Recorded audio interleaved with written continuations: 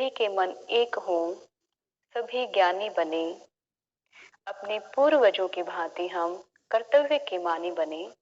ओम। कल हमने द्वितीय उपदेश का समापन किया। आज हम तृतीय उपदेश का शुभारंभ करने जा रहे हैं। उसके लिए स्लाइड शो कर देते हैं। तृतीय उपदेश में है मुद्राएं। 10 मुद्राएं होती हैं। स्वामी स्वात्मा राम जी ने हठ प्रदीपिका में 10 मुद्राओं का वर्णन किया है। 10 मुद्राओं का वर्णन करने से पहले स्वामी जी बताते हैं कि जिस प्रकार सर्पों के स्वामी शेषनाग पर्वत वन सहित संपूर्ण पृथ्वी के आधार हैं, उसी प्रकार संपूर्ण योग तंत्रों का आधार कुंडली है। जैसे भारतीय पौराणिक कथाओं में पृथ्वी एक बड़े सर्प ने शेषनाग के असंख्य फणों पर टिकी बताई गई है। संभव है हमारे ऋषि मुनियों की यही मान्यता न रही हो कि उन्होंने किसी गूढ़ रहस्य को समझाने के लिए प्रतीकात्मक शैली का प्रयोग किया हो। सामान्य जनों को एक कठिन विषय समझाने के लिए उनके द्वारा अपनाई गई एक प्रतीकात्मक पद्धति ही यह रही हो कि शेषनाग के ऊपर पृथ्वी विराजमान है। आख्यानों में बताया गया है कि उस सर्प के 1000 फण है, तो हो सकता है कि इसका अर्थ अनेक शक्तियों के क्रियाशील रहने से हो, जो सर्वदा गतिशील पृथ्वी को विशेष स्थिति में स्थिर बनाए हुए हैं। बहुत सारे बल इसमें कार्य करते हैं। जैसे कि सामान्यतया लोग देखते हैं, यहाँ पर कुंडली की तुलना पृथ्वी के आधारभूत शेषनाग के साथ की गई है। सभी यौगिक अभ्यासों का आधार कुंडली होने का स्पष्ट अर्थ यह है कि सभी योग तंत्रों का लक्ष्य व्यक्ति में प्रसुप्त शक्ति को जगाना है। और यह कुंडली हम जानते हैं कि मूलाधार चक्र जो हमारा गुदा भाग की तरफ होता है, उसमें यह कुंडली उसके थोड़ा सा ऊपर की तरफ रहती है, कुंडल मारे हुए। तो इसमें स्वामी जी आगे बताते हैं कि गुरु के अनुग्रह से जब प्रसुप्त कुंडली जग जाती है, तब सभी जो षट चक्र होते हैं वो सभी ग्रंथियां खुल जाती हैं और वो चक्र जागृत होते हैं। तब सुषुम्ना प्राण के लिए राजमार्ग के समान सुखदायी हो जाती है। सुषुम्ना राजमार्ग का क्या मतलब है कि सुषुम्ना हमारा जो प्राण है, प्राण के लिए एक ऐसा मार्ग प्रदान करती है कि वो राजमार्ग की तरह ही प्राण को ऊर्ध्वगामी बनने के लिए, जाने के लिए और लक्ष्य भेदन के लिए उपलब्ध करवाती है रास्ता और उसका सहयोग करती है। तथा ऐसे साधक को जो निरंतर इनका अभ्यास करता है, जिसकी कुंडलिनी जागृत हो चुकी है, उसको मृत्यु का भय भी नहीं सताता, ऐसा स्वामी जी बताते हैं। आगे स्वामी जी कहते हैं कि सुषुम्ना जो होती है वो शून्य पदवी, ब्रह्म रंध्र, महापथ और शमशान, शांभवी, मध्य मार्ग, ये सुषुम्ना के लिए स्वामी जी ने शब्द प्रयोग किए हैं हठ प्रदीपिका में। आप इन बातों का ध्यान अवश्य रखेंगे कि सुषुम्ना, शून्य पदवी, ब्रह्मरंध्र, महापथ, शमशान, शांभवी और मध्य मार्ग, ये सब पर्यायवाची हैं। इनके अर्थ में हम थोड़ा सा जाएं तो शून्य पदवी किसे कहते हैं? इससे उस परम तत्व का बोध होता है जो वर्णातीत है, वर्णनातीत है, मतलब उसका वर्णन नहीं किया जा सकता, तभी उसको कहा है शून्य। सुषुम्ना इस परम तत्व को प्राप्त कराने में सहायक होती है, अतः इसे शून्य पदवी के नाम से भी अभिहित किया जाता है। आगे स्वामी जी शब्द प्रयोग करते हैं ब्रह्मरंध्र। ब्रह्मरंध्र का अर्थ होता है, रंध्र का अर्थ होता है मार्ग, और ब्रह्म वो परम तत्व कि परम तत्व के भेदन के लिए, उस तक पहुंचने के लिए प्राण का जो मार्ग बनती है, इसलिए उसको ब्रह्मरंध्र की यहाँ पर उपाधि स्वामी जी ने दी है। फिर स्वामी जी महापथ का भी प्रयोग करते हैं सुषुम्ना के लिए। महा का अर्थ होता है महान और पथ का अर्थ होता है मार्ग। ईड़ा और पिंगला की तुलना में सुषुम्ना को महापथ कहा गया है। क्योंकि इसी मार्ग का अनुवर्तन कर परम तत्व अर्थात ब्रह्म तक प्राण का अनुगमन होता है। फिर स्वामी जी ने शमशान शब्द का प्रयोग किया है। भारतीय पौराणिक मान्यताओं के अनुसार भगवान शिव को भूतनाथ भी कहा गया है, जो शमशान में निवास करते हैं, तथा शमशान सांसारिकता से विमुख करने वाला स्थान भी माना गया है। इसका भाव यह है कि जिसकी कुंडलिनी जागृत हो जाती है उसमें विरक्ति भाव आ जाता है, वैराग्य उसमें उत्पन्न होता है, जो इस संसार से विमुखता या फिर विरक्ति का सूचक है। तो इसीलिए स्वामी जी ने सुषुम्ना को यहाँ पर शमशान की संज्ञा भी दी है। फिर स्वामी जी कहते हैं कि शांभवी, शंभु का अर्थ होता है कि स्वयं, जो स्वयं से उत्पन्न होता हो, जो स्वयं की रचना स्वयं करता हो। तो शिव को शंभु भी कहा जाता है और हमारे इन योग ग्रंथों में आता है कि ब्रह्मरंध्र में शिव का वास होता है। तो जब कुंडली जागृत होकर शक्ति ऊपर की तरफ जाती है, शंभु तक मिलती है, ब्रह्म इसके सुषुम्ना के मार्ग से, तो इसी प्रकार से स्वामी जी ने इसको शांभवी की उपाधि भी दी है। आगे स्वामी जी कहते हैं कि ये मध्य मार्ग है। मध्य मार्ग किस लिए? कि इसके दाएं और बाएं में ईड़ा और पिंगला नाड़ी विद्यमान रहती है, बीच में से सुषुम्ना जाती है हमारे मेरुदंड से। तो ये प्राण के अनुगमन के लिए बीच का जो मध्य का मार्ग प्रशस्त करती है, इसीलिए सुषुम्ना को मध्य मार्ग भी कहा जाता है। फिर स्वामी जी कहते हैं कि सुषुम्ना के मूल स्थान में सोती हुई कुंडली को जगाने के लिए पूर्ण प्रयास के साथ मुद्राओं का अभ्यास करना चाहिए। और फिर स्वामी जी बताते हैं कि मुद्राएं 10 प्रकार की होती हैं। महामुद्रा, महाबंध, ये जो नाम बोले जा रहे हैं इनको भी आप नोट कर सकते हैं। फिर से हम रिपीट कर रहे हैं, महामुद्रा, महाबंध, महावेद, खेचरी, उड्डयन बंध, मूल बंध, जालंधर बंध, विपरीत करणी, वज्रोली और शक्ति चालिनी। ये मुद्राएं हैं जिनका वर्णन स्वामी जी ने हठ प्रदीपिका में किया है। आदिनाथ द्वारा बताई गई ये 10 मुद्राएं हैं जो बुढ़ापा और मृत्यु को दूर करने वाले हैं और 8 प्रकार के दिव्य ऐश्वर्यों को देने वाले हैं। सभी सिद्धों के लिए प्रिय ये मुद्राएं देवताओं के लिए भी दुर्लभ है, ऐसा स्वामी जी बताते हैं। चलिए मुद्राओं के बारे में हम जान लेते हैं। आसन व प्राणायाम के साथ बंधों का प्रयोग करके विशिष्ट स्थिति में बैठकर मुद्रा का अभ्यास किया जाता है। मुद्रा से हम क्या समझते हैं? मुद्रा मोहर, छाप, मुहरबंद, अंगूठी, चिन्ह, पदक, रुपया, रहस्य, अंगों की विशेष स्थिति, जैसे हम ज्ञान मुद्रा बनाते हैं, क्षणमुखी मुद्रा बनाते हैं, इस प्रकार से, या फिर नृत्य की मुद्रा, नृत्य की विशेष स्थिति, उसको भी हम मुद्रा की संज्ञा देते हैं। और एक मुद्रा होती है प्रसन्नता, प्रसन्नता को भी मुद्रा कहा गया है। यह तो है मुद्रा के शाब्दिक अर्थ। अब हम पहली मुद्रा पर चलते हैं, मूलबंध। मूलबंध में स्वामी जी कहते हैं, पार्श्वी भागेन संपीड्य योनि माकुंच ये गुदम अपान मूर्ध्व माकृष्य मूलबंधो विधीयते। कि एड़ी से सीवनी नाड़ी जो कि गुदा द्वार में स्थित है, उस पर दबाव बनाकर उसे संकुचित करें। किसे? मूल जो गुदा भाग होता है उसको संकुचित करें।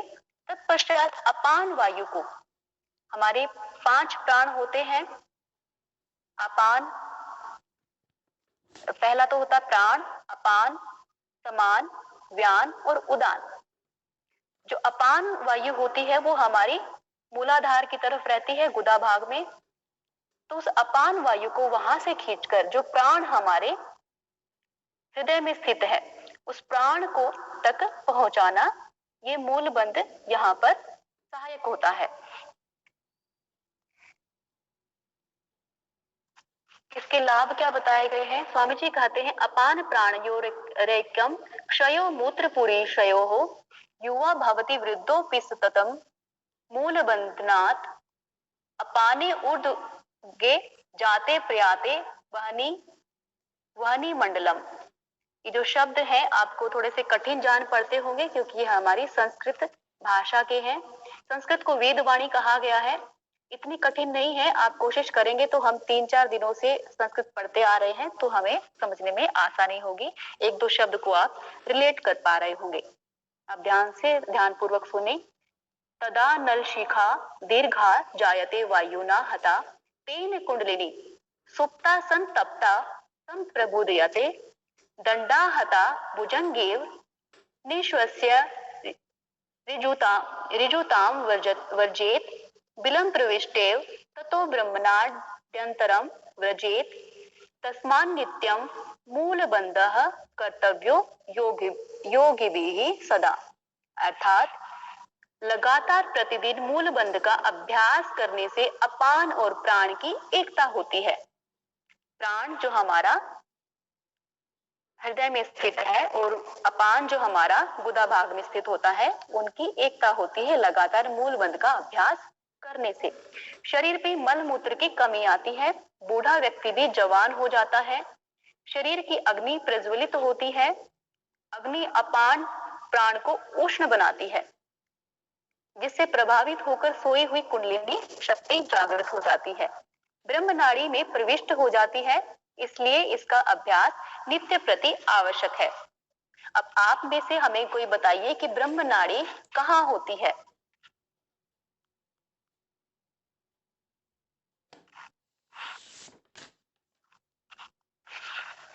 कल इसके बारे में हमने पढ़ा था। चलिए इसकी सावधानी के बारे में। हाँ जी बताइए। कुंडलिनी के मूल में। कुंडलिनी के मूल से क्या तात्पर्य है आपका? जो स्वादिष्टान चक्र है उसके नीचे वाले भागों में। हाँ ठीक कह रहे हैं आप। जो मूलाधार है और स्वादिष्टान है, इन दोनों चक्रों तक ब्रह्म नाड़ी की जो ब्रह्म ग्रंथि है उसकी शाखाएं फैली रहती हैं दोनों चक्रों तक। तो ब्रह्म नाड़ी वहां पर होती है। तो मूल बंध से जागृत होकर कुंडलिनी ब्रह्म नाड़ी में प्रविष्ट करती है और इसका अभ्यास जो नित्य प्रतिदिन करता है उसकी कुंडलिनी जागृत होकर ऊपर की तरफ ऊर्ध्वगामी बन जाती है और प्राण तक जो अपान वायु है प्राण तक एकाकार होने में सहायक होती है। सावधानी क्या रखनी चाहिए इसके लिए? एड़ी का दबाव केवल सीवनी पर ही पड़ना चाहिए, अन्य किसी स्थान पर नहीं। सीवनी नाड़ी होती है जो हमारे गुदा भाग के बीचों बीच होती है। ग्रस्त व्यक्ति को इसका अभ्यास लंबे समय तक नहीं करना चाहिए। ऋतुस्राव होने पर भी इसका अभ्यास ना करें। जिस साधकों में अग्नि तत्व की अधिकता हो वे इसका अभ्यास गुरु के निर्देशन में ही करें, तो अपने आप से ही ना करें। कंठमाकुच्चम कुंच हृदये स्थापये चिबुकम दृढ़म बंधो जालंधर राख्यो यम जरा मृत्यु विनाशकः। अब जालंधर बंध के विषय में स्वामी जी कहते हैं कि कंठ का आकुंचन करके हम श्वास को लेते हैं और चिबुकम यहाँ पर प्रयोग किया गया है थोड़ी के लिए।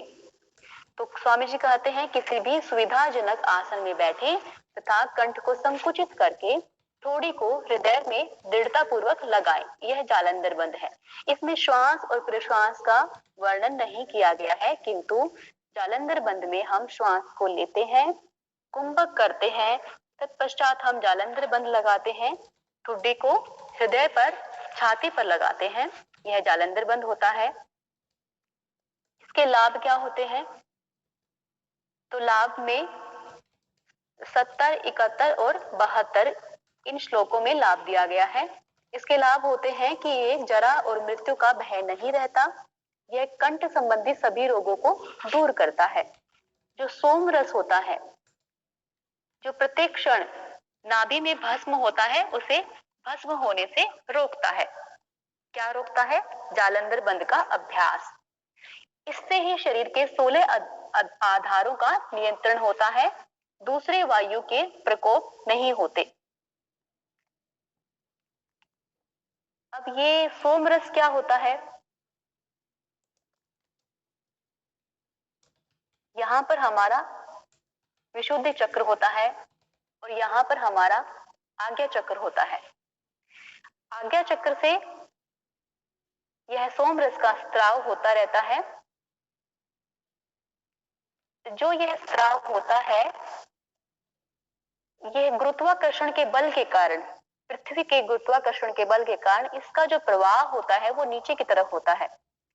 ये अनाहत चक्र, ये मणिपुर, ये स्वादिष्टान और ये मूलाधार। तो यहाँ पर ये मणिपुर में जाकर ये सोमरस भस्म हो जाता है, इसका क्षय हो जाता है, विनष्ट हो जाता है। तो ये जालंधर बंद का अभ्यास करने से सोमरस नीचे नहीं जा पाता। तो इससे हमारे शरीर की कांति बढ़ती है और जो प्राण है, प्राण को ऊर्ध्वगामी बनने के लिए मदद मिलती है। सावधानी इसमें क्या रखनी चाहिए? सर्वाइकल स्पॉन्डाइलाइटिस के जो रोगी हैं वो इसका अभ्यास ना करें। और इसमें जालंधर बंद से और भी लाभ होते हैं। वो क्या है? कल हमने पढ़ा था कि यहाँ पर गले के इधर थायराइड और पैराथायराइड ग्रंथियां होती हैं। ये थायराइड ग्रंथि है और पैराथायराइड कहाँ होती है? इसके पिछले भाग में। इस प्रकार से यहाँ पर मटर के दाने के समान 4 ग्रंथियां होती हैं। ये पैराथायराइड ग्रंथि है। तो इसके अभ्यास से ये ग्रंथियां भी एक्टिव होती हैं और इनका कार्य संचालन सुचारू रूप से होता है। इनका कार्य संचालन क्या है? जो भी हार्मोनल स्त्राव होते हैं शरीर में, या फिर जो भी हमारी रासायनिक प्रक्रियाएं, चयापचय जो चलती हैं क्रियाएं, उनके लिए ये जिम्मेदार होती है और उनका सही तरह से संचालन करती है। और इसका क्या लाभ है? यहाँ पर जो विशुद्धि चक्र होता है वो भी जागृत होता है और उसके जागरण से हमारी जो विष्णु ग्रंथि है वो भी जागृत होती है और वो प्राण के लिए रास्ता देती है कि प्राण ऊपर रुद्र ग्रंथि तक पहुंच सके। तो ये इसके लाभ होते हैं। उद्यान बंद प्रकरण, इसमें क्या होता है? बंधो येन सुषुम्नायां प्राणस्तुडीयते यतः तस्मादुड्डीयनाख्यो यं योगिभिः समुदाहयतः।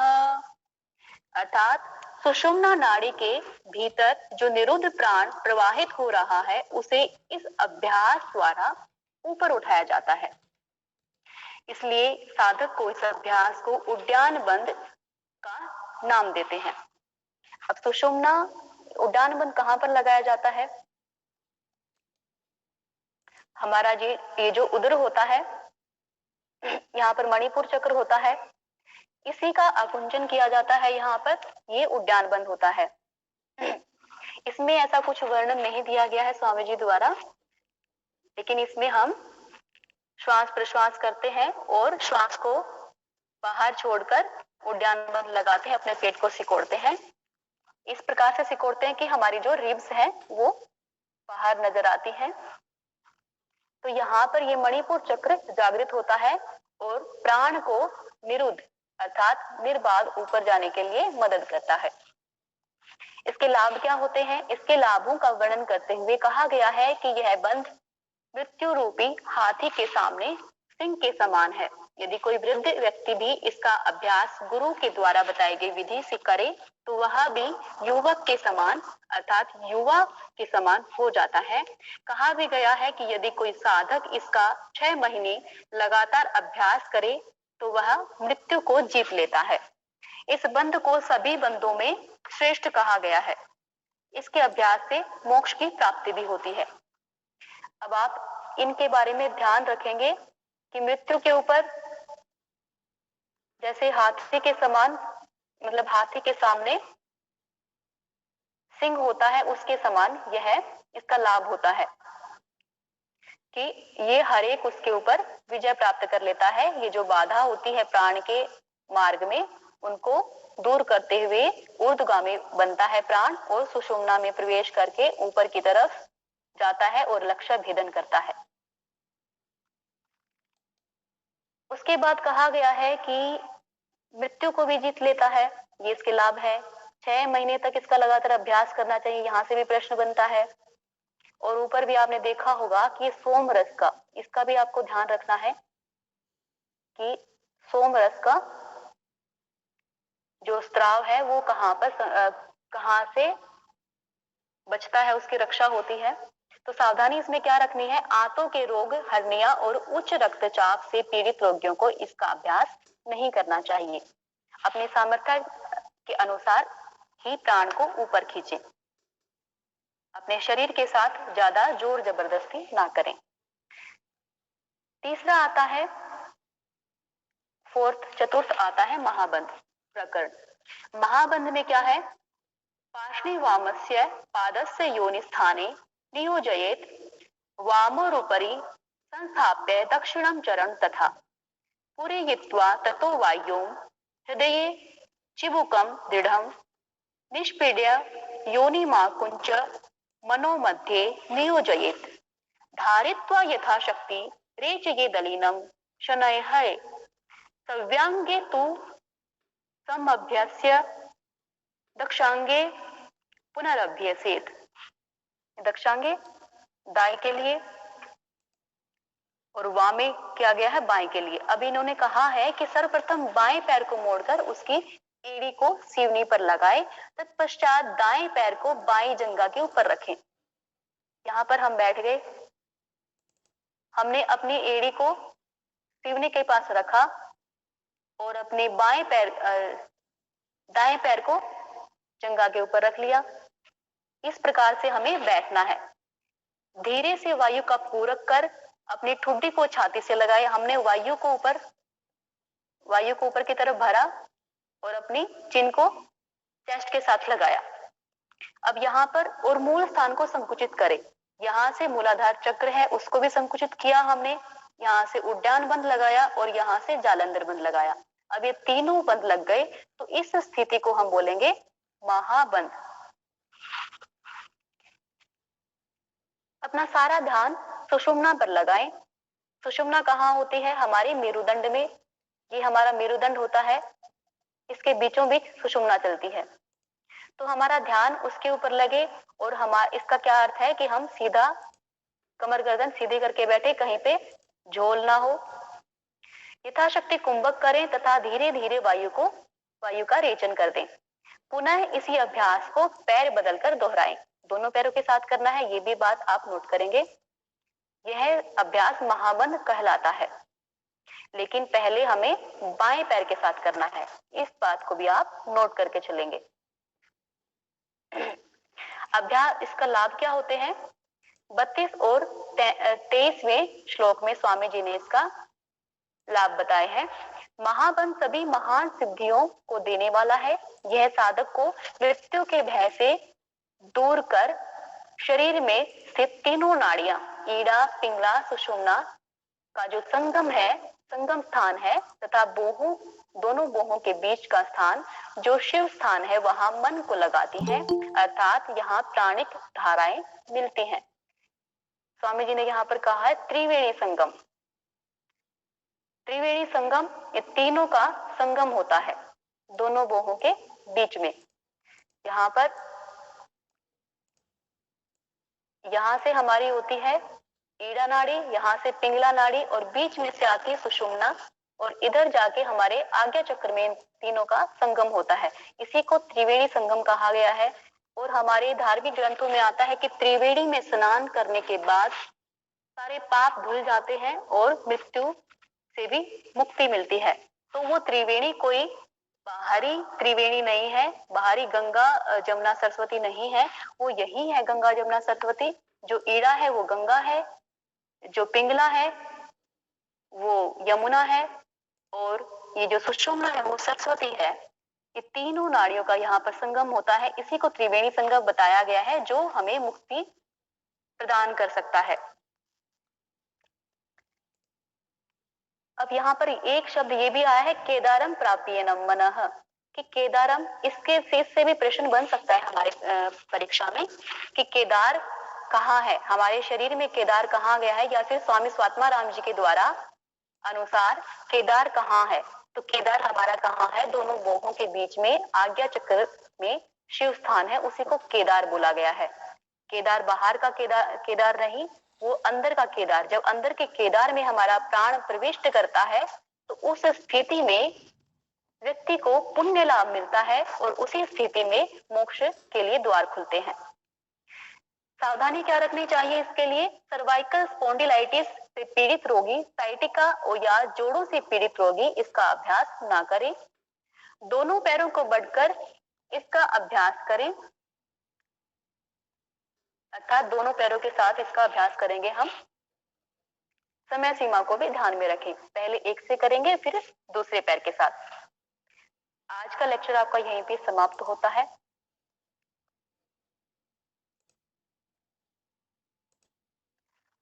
धन्यवाद। अब हम भाई को इनवाइट करते हैं। भाई, मुद्रा शब्द की उत्पत्ति किस धातु से हुई है, हमें बताएंगे कविता गोदारा जी। बताइए। सर, बंध धातु से। मुद्रा धातु की उत्पत्ति किस धातु से हुई है? बंध धातु से हुई है सर। ठीक है, बाकी अपना जिसको आता है वो अपना मैसेज डालिए चैट बॉक्स में।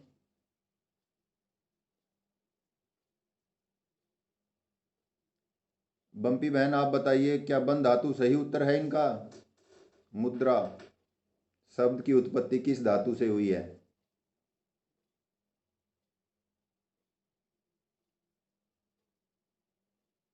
बम्पी सुन पा रहे हैं?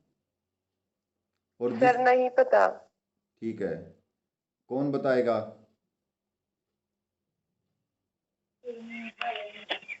मुद धातु शायद। बहुत बढ़िया रेखा राम जी, मुद धातु से मुद्रा बनी है।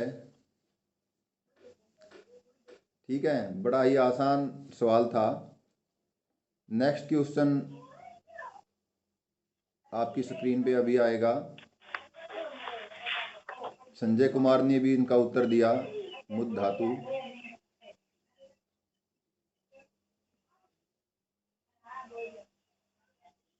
नेक्स्ट क्वेश्चन आपका स्क्रीन पे है। मुद्रा से प्राप्ति होती है, किस चीज की प्राप्ति होती है? स्थिरता की, आनंद की, कुंडलिनी जागरण या उपरोक्त सभी? तो प्रश्न का उत्तर देंगे अजय कुमार भाई।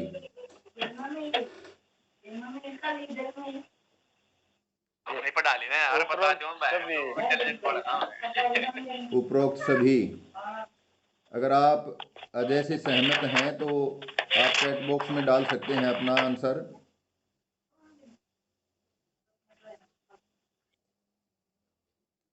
आप सभी सहमत हैं अजय से? संजय कुमार ने कहा बी, आनंद की प्राप्ति होती है मुद्राओं से। जी बिल्कुल, आनंद की प्राप्ति होती है। बैकग्राउंड आवाज आ रही है थोड़ी सी, थोड़ा सा। अजय भाई शायद आपके यहाँ से आ रही है।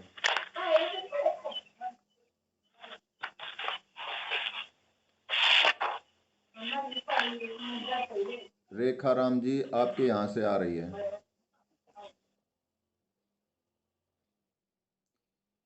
ठीक है, बिल्कुल अजय भाई ने सही उत्तर दिया। उपरोक्त सभी।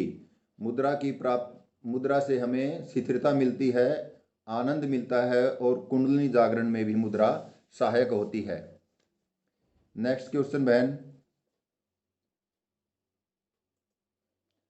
बंध प्राणायाम के अभ्यास में आवश्यक है। जब हम प्राणायाम करते हैं तो उसमें बंध लगाना आवश्यक है, ये कथन सत्य है या असत्य है? हमें बताएंगे मुकुल भाई।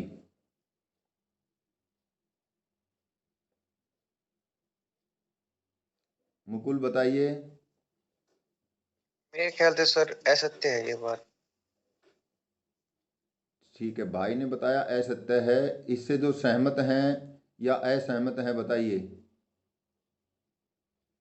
चैट बॉक्स में डालिए अपना आंसर, ट्रू या फॉल्स। संजय कुमार कह रहे हैं कि असत्य है। बंद प्राणायाम के समय, प्राणायाम के अभ्यास के समय सत्य है या असत्य है। और ये क्वेश्चन आज जो कल हमारा लेसन था प्राणायाम उससे लिया गया है। तो इसमें हठ पर दीपिका के अनुसार सभी प्राणायाम में हमें बंद लगाने का सुझाव दिया गया है, तो ये कथन सत्य है। हठ पर दीपिका के अनुसार प्रत्येक प्राणायाम में हमें बंद लगाना होता है। नेक्स्ट क्वेश्चन बहन, आप ये चीज़ नोट करते चलें, क्योंकि ये जो क्वेश्चन हमने लिए गए हैं और ये बनाए हैं एक तरह से जो नेट की परीक्षा और इसी तरह से घुमा के प्रश्नों को पूछा जाता है। ब्रह्म द्वार पर कौन सी शक्ति सोती हुई है? हमारा जो ब्रह्म द्वार है उसके ऊपर कौन सी शक्ति सो रही है?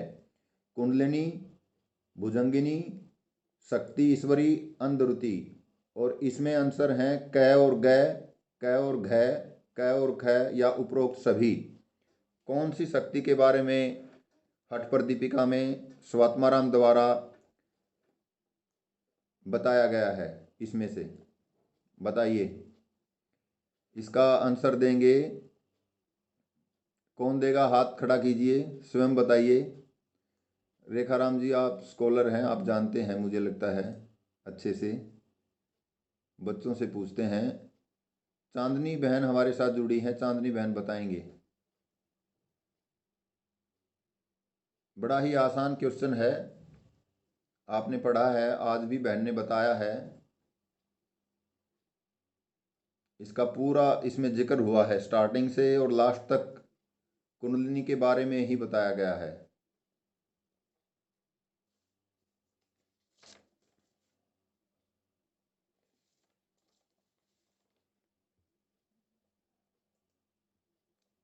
चांदनी शायद असमर्थ है थर्ड तो वाला कुंडली और शक्ति ईश्वरी। कुंडलिनी और शक्ति ईश्वरी, ये बताया आपने क और ग, यानी फर्स्ट आंसर है इसका। और कोई बताइए, रेखा राम जी आप बताइए। उपरोक्त सभी। उपरोक्त सभी, क्योंकि जो ये नाम दिए गए हैं कुंडलिनी, भुजंगिनी, शक्ति ईश्वरी, अरुंधति, ये सभी नाम कुंडलिनी के ही हैं। इसके अलावा कुंडलिनी के नाम और भी बताए गए हैं, कुटिलांगी और कुंडली, ये नाम इसके साथ में बताए गए हैं, दुर्गा। नेक्स्ट क्वेश्चन बहन, आप ध्यान से रखें, इसका स्क्रीनशॉट ले लें। नाद के अभ्यास से बाहरी ध्वनि लुप्त हो जाती है, सत्य या असत्य? पिछले वाले का पिछले वाले का था मुदकुल भाई, उपरोक्त सभी जो वो नाम दिए गए थे वो कुंडलिनी के ही नाम हैं। कुंडलिनी के प्रायवाची कहा जाता है इन्हें। एक नरेश जी, आपने 2-3 और बताए थे ना, वो एक बार दोबारा रिपीट करना। जी, इनके अलावा हैं कुटिलांगी, कुंडली और दुर्गा, बहन ने लिख दिया है। नेक्स्ट क्वेश्चन को देखिए, नाद के अभ्यास से बाहरी ध्वनि लुप्त हो जाती है, ये सत्य है या असत्य है?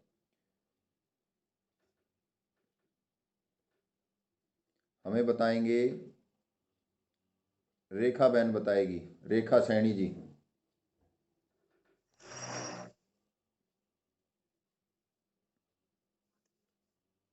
सर लुप्त हो जाती है। लुप्त हो जाती है, तो ये सत्य हुआ या असत्य है? सर सत्य है। बिल्कुल सही जवाब, बहुत अच्छे बहन। और कल आपका लेसन भी बड़ा अच्छा था, योग शास्त्र का, योग दर्शन वाला। नेक्स्ट क्वेश्चन,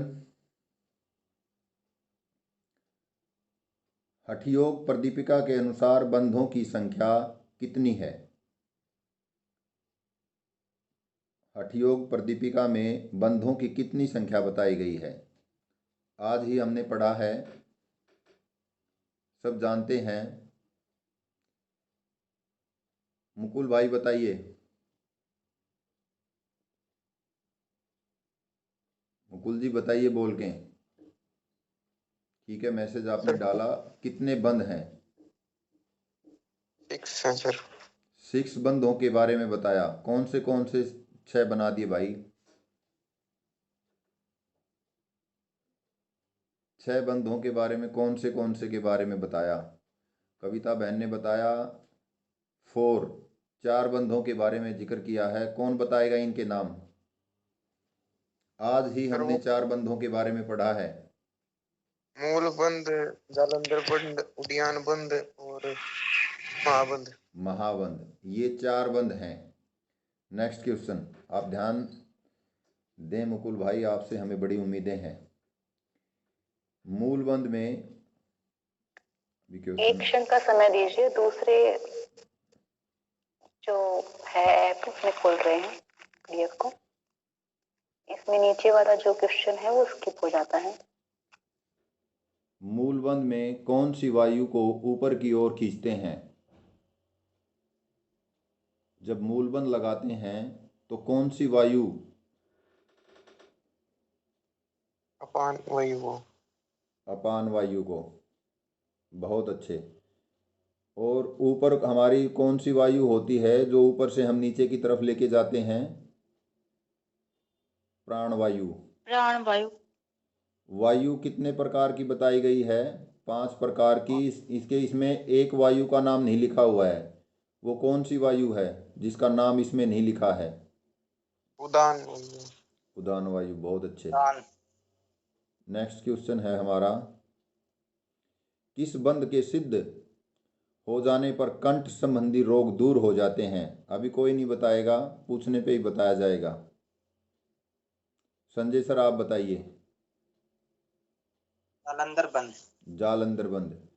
जालंधर बंध हमारे कंठकूप में हम लगाते हैं। इसके अलावा कौन कौन से रोगों को ठीक करता है? कौन से रोगों में ये लाभदायक है?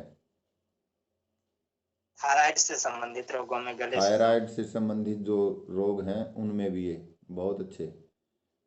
और किन को जालंधर बंध लगाते समय ध्यान रखना चाहिए, सावधानी बरतनी चाहिए?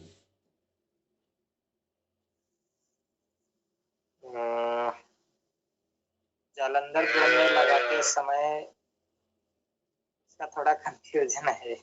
जालंधर बंद में कौन बताएगा? जिनके सर्वाइकल रीजन प्रॉब्लम होती है। जी, जिनको सर्वाइकल से संबंधित प्रॉब्लम है उन्हें ध्यान रखना चाहिए। Cervical spondylitis.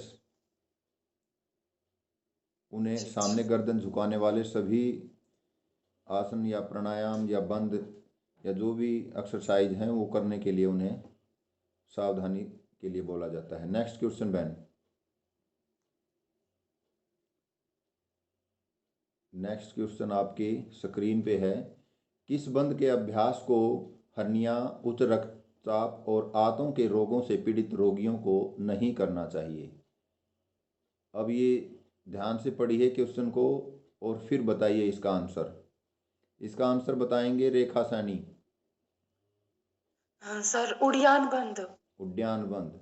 उद्यान बंद में ऐसा क्या होता है कि हमें जिनको हर्निया है या उच्च रक्तचाप है या आंतों से संबंधित रोगियों को नहीं करना चाहिए? क्यों नहीं करना चाहिए? उद्यान बंद कहाँ से लगाते हैं, कैसे लगाते हैं? सर ये प्राण, सर इसमें जो रिब्स होती हैं, वो जो प्राण होते हैं वो कंठ में। बिल्कुल, आप अच्छा प्रयास कर रहे हैं रेखा बहन। एक्सप्लेन नहीं कर पाऊंगी कोई वैसे बात नहीं, पता है। ठीक है।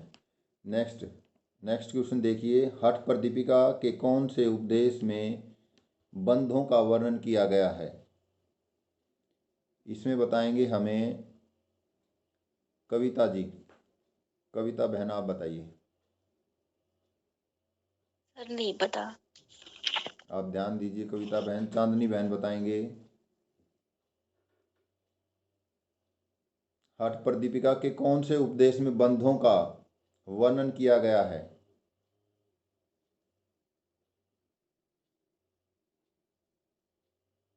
अरे आज ही हमने पढ़ा है उस उपदेश अच्छा, का थर्ड में। हाँ। तीसरा उपदेश है जिसे मुद्रा का नाम दिया गया है। मुद्रा और बंद का इसमें वर्णन किया गया है। नेक्स्ट क्वेश्चन आपके सामने। सुषुम्ना नाड़ी में प्राण के स्वतंत्र प्रवाह में अवरोध उत्पन्न करने वाली ब्रह्म ग्रंथि, विष्णु ग्रंथि तथा तीसरी ग्रंथि का नाम यहाँ से स्किप किया गया है। उस तीसरी ग्रंथि का नाम आपको बताना है। कौन बताएगा? रेखा राम जी को पता है। रुद्र ग्रंथि। कौन सी ग्रंथि है? रुद्र ग्रंथि। बहुत अच्छे। आप सभी ने, मैंने इसको स्किप कर दीजिए, इस स्लाइड को स्किप कर दीजिए, इसे स्लाइड को बंद कर दीजिए आप। अब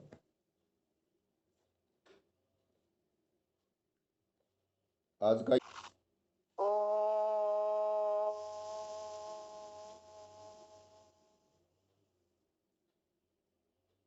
द्यौः शान्तिरन्तरिक्षं शान्तिः पृथिवी शान्तिरापः शान्तिरोषधयः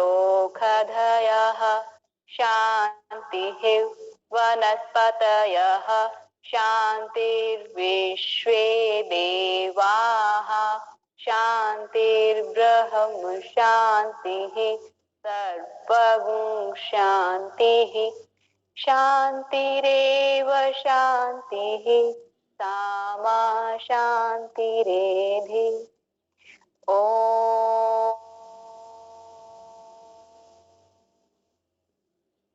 शान्तिः शान्तिः शान्तिः। ॐ